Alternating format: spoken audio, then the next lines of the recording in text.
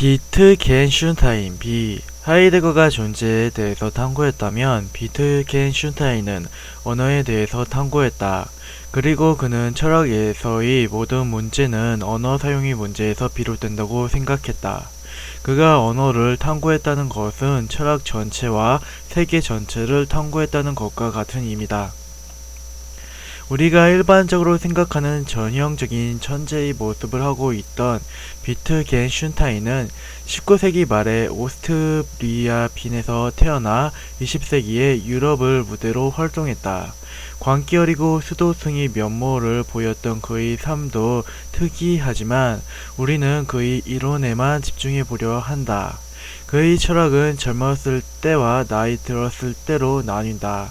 보통 전자를 전기철학, 후자를 후기철학으로 부르는데 이는 전기와 후기의 철학이 너무나도 대조적인 까닭이다. 하지만 각각의 철학은 서로 다른 방향으로 후대에 큰 영향을 미친다.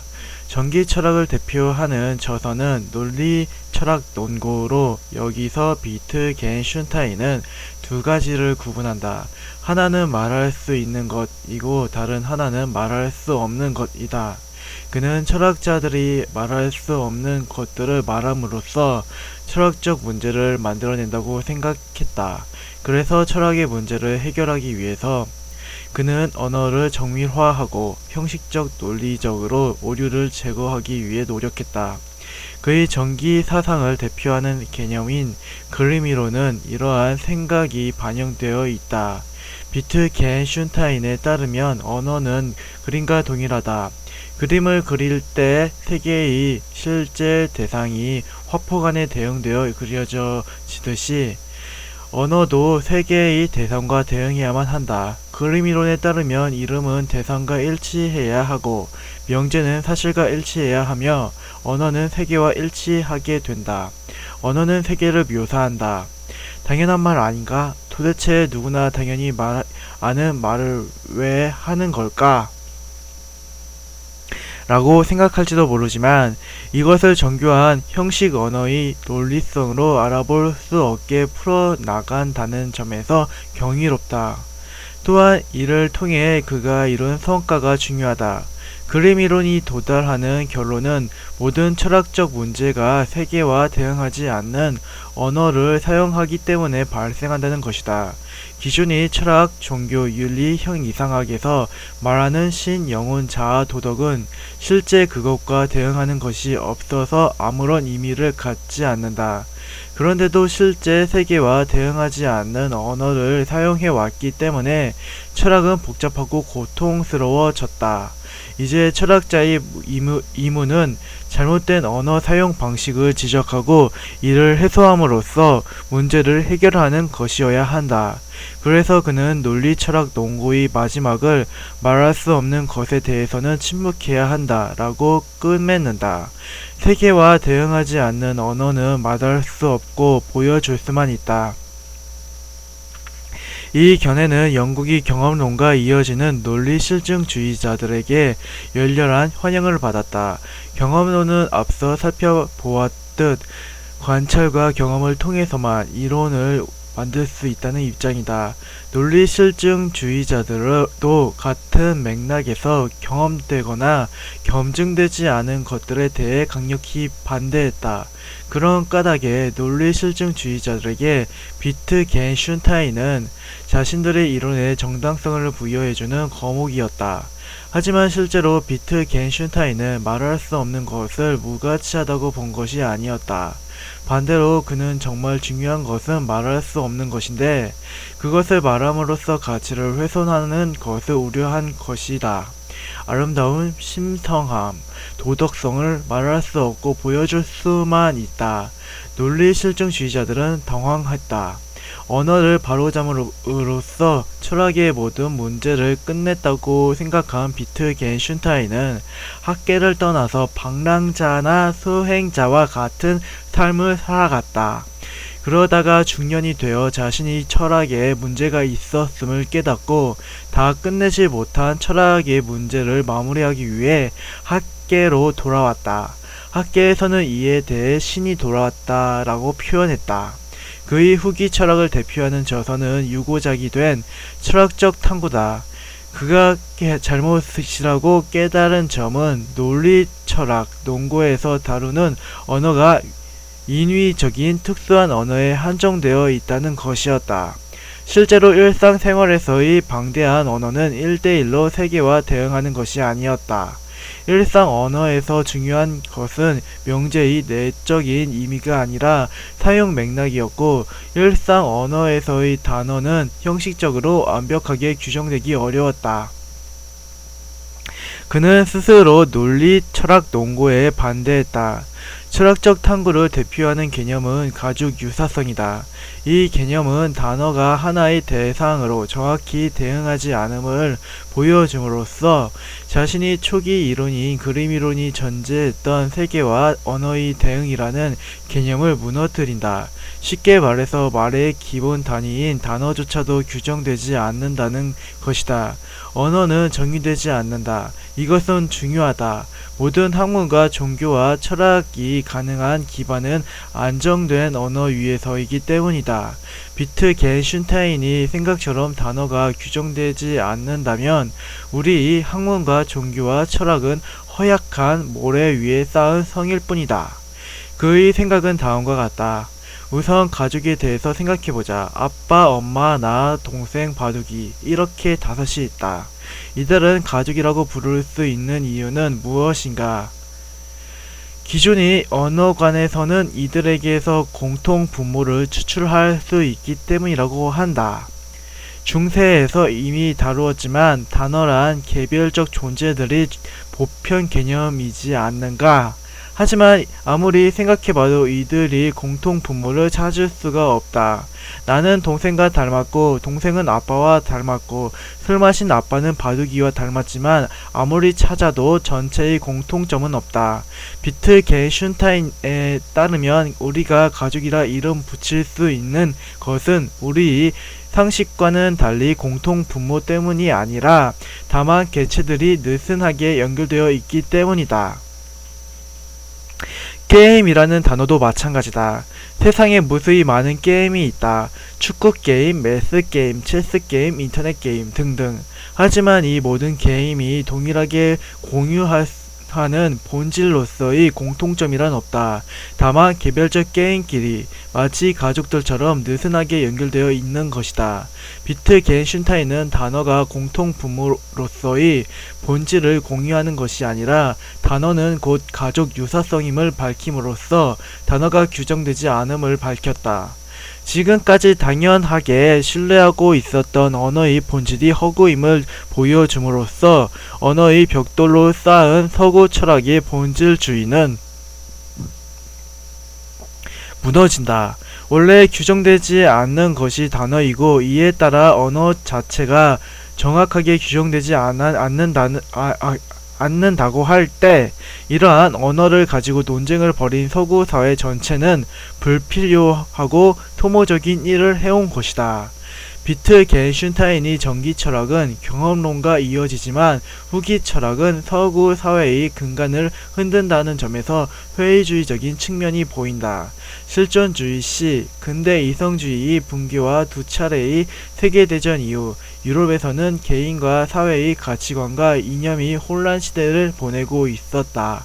동시에 냉전으로 인한 자본주의와 공산주의의 체제 갈등은 사람들의 혼란을 가중시켰다. 이러한 시대적 분위기에서 사르트르의 실존주의가 탄생했다. 실존주의는 원래 키에르 케르코르나 야스퍼스 등에 의해 기존에 제시되었던 사상적 조주지만 이를 체계적으로 정리한 인물은 20세기 프랑스에서 열정적으로 활약한 사르트르였다. 그는 실존주의를 유실론적 실존주의와 무실론적 실존주의로 나눠 키에르케고르를 전자에 배치하고 자신은 후자에 배치했다. 하지만 그 외에도 실존주의자로 분류된 수많은 철학자와 작가, 사회운동가가 있어서 실존주의를 정의하기는 쉽지 않았다. 우리는 무수히 많은 사상가의 공통점만 추려서 간략히 알아보려고 한다. 실존의 의미를 이해하려면 우선 존재를 구분할 줄 알아야 한다. 세상에 존재하는 모든 것은 두 가지 방식으로 존재한다. 하나는 본질로서 존재하는 것이고 다른 하나는 실존하는 것이다. 예를 들어서 이자, 돼지, 인간이 세 가지 존재자를 생각해보자. 이자는 본질로서 존재한다. 이자의 본질은 단적으로 앉는 것으로 이자의 본질은 개별적 이자보다 중요하다. 만약 특정 이자가 다리가 부러져서 앉는 것이라는 본질을 상실했다면 그 이자는 폐기될 것이다. 이자에게 본질은 무엇보다도 선행한다. 마찬가지로 돼지도 본질로 존재한다. 돼지의 본질을 먹는 것이다. 물론 돼지는 동의하지 않겠지만 반대의 이사를 개진하지 않으니 우리가 규정하자. 만약 병에 걸려서 못 먹게 되었다면 돼지는 본질을 상실했으므로 살처분되고 말 것이다. 마지막으로 인간의 존재도 생각해보자. 인간의 본질은 무엇인가? 말하는 존재인가? 아니면 신의 피조물인가? 이 물음은 오랜 시간 서구 역사에서 종교와 철학과 과학으로 심도 있게 논쟁되어 왔다. 하지만 아무리 생각해봐도 그 본질을 상실하면 인간을 파기할 만한 본질을 찾을 수 없다. 말하지 못해도 인간은 가치가 있고 교회를 다니지 않아도 인간은 가치가 있다. 즉 인간은 이자나 돼지처럼 단일한 본질을 갖지 않는다. 이렇게 고정된 본질을 갖지 않고 그 자체로 존재하는 존재자에 대한 이름이 실존이다. 인간은 실존의 방식으로 존재한다. 문제는 규정되지 않고 자유로운 존재인 인간을 억압적으로 규정하고자 하는 집단들이 있다는 것이다. 국가, 사회, 가족, 관습, 도덕, 종교, 철학, 과학은 우리를 본질로 규정하고 한다. 우리는 국민으로, 아들과 딸로, 피조물로, 이성적 존재로, 회사원으로, 군인으로 규정되어 왔고 스스로 그것이 자신이 본질이라고 믿는다. 하지만 이런 것들은 나의 본질이 아니며 나는 본질을 가질 수 있는 존재도 아니다. 그렇다면 본질로 존재하지 않는 나는 어떻게 존재하는가? 나에게 뒤집어 씌워진 본질을 하나씩 걷어내고 어떠한 규정과 억압으로부터 자유로워지면 나에게는 단지 세 가지만 남게 된다. 그것은 내가 지금 여기 있다는 사실이다. 인간은 규정되지 않고 절대적으로 자유로우며 실존하는 존재다. 사르트르는 이에 대해 인간은 자유롭도록 저주받은 존재다 라고 말했다. 여기서 저주는 부정적인 의미라기보다는 인간의 숙명에 대한 강조적 표현이라고 하겠다. 기존의 권위와 체제에 저항하는 이러한 실존주의 사상은 1968년 유럽 68혁명이 사상적 토대를 마련했고 전 세계로 퍼져 탈근대적이고 탈이념적인 포스트 모던의 도래를 준비하게 한다. 지금까지 논의한 현대 철학을 정리해보자. 칸트와 니체 이후에 절대주의와 상대주의, 가시적 대립은 완화되고 현대 철학은 복잡하고 다양한 방향으로 확산되어 나갔다. 그중 우리는 현대 철학을 대표하는 하이데거와 비트겐슈타인을 알아보았다. 하이데거는 존재에 대한 탐구를 진행했고 비트겐슈타인은 언어를 탐구했다. 그리고 이와 동시에 회의주의적 측면이 세련되게 발전되어 온 실존주의에 대해 알아보았다. 그 이후 사회는 우리가 이 책임 도입부인 진리의 역사에서 살펴보았던 포스트 모던이 등장이다. 최종 정리. 우리는 처음 시작을 진리에 대한 논의로 시작했다. 진리는 무엇인지 확정되지 않았지만 그에 대한 상관된 태도가 있었다. 상대주의는 절대적이고 보편적인 진리가 존재한다는 입장이고 상대주의는 절대적이고 보편적인 단일한 진리가 존재하지 않는다는 입장이다. 특히 진리의 존재 자체를 의심하는 회의주의도 있었다. 진리에 대한 이 세 가지 태도는 모든 학문의 기본적인 틀이다. 다음으로 우리는 진리의 역사를 살펴보았다. 진리는 원시에는 자연신, 고대에는 신화, 중세에는 유일신의 모습으로 등장했으며 근대가 되어서는 이성의 모습으로 등장했다. 하지만 진리의 강력한 후보였던 이성은 두 차례의 세계대전과 학문의 내적인 붕괴를 거치며 그 지위를 위신받았다. 근대의 폭력적 귀결은 이성에 반대하는 새로운 시대인 현대 포스트 모던을 발생시켰다. 포스트 모던은 중세와 근대의 이분법적 폭력성을 극복하고 다원적 세계를 위해 다양한 분야에서 실천적인 모습을 보였다. 진리의 역사에 이어 우리는 본격적으로 철학의 역사를 살펴보았다. 무수히 많은 철학자와 사상이 등장하고 하는 복잡한 철학설을 절대주의, 상대주의, 회의주의 입장에서 정리했다. 절대주의는 보편적이고 확실하며 이성적인 진리를 추구하는 반면 상대주의는 변화하고 운동하는 현실적인 진리를 추구했다. 이들과는 달리 회의주의는 진리 자체에 대한 이신과 거부가 주된 내용이었다. 절대주의 전통은 소크라테스와 플라톤에서 시작되어 중세의 교부 철학과 실제론을 거쳐 근대 합리론으로 이어진다. 반면 상대주의는 아리스토텔레스에서 출발해 중세의 스콜라 철학과 유명론을 거쳐 근대 경험론에 와서 닿는다. 합리론과 경험론을 종합한 인물이 칸트이고 이후에 헤겔과 마르크스가 이를 이어간다.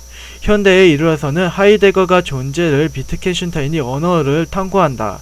절대주의와 상대주의가 철학의 주요 담론이었던 가운데 회의주의는 철학사에서 대체로 환영받지 못한다. 하지만 소피스트에서 쇼펜하우어, 니체 실존주의로 이어지고 결국 현대의 포스트모던이 등장하면서 회의주의는 다양하고 다채로운 이념과 사상이 공존할 수 있는 틀을 마련한다. 지금까지 철학사를 정리해보면 다음과 같다.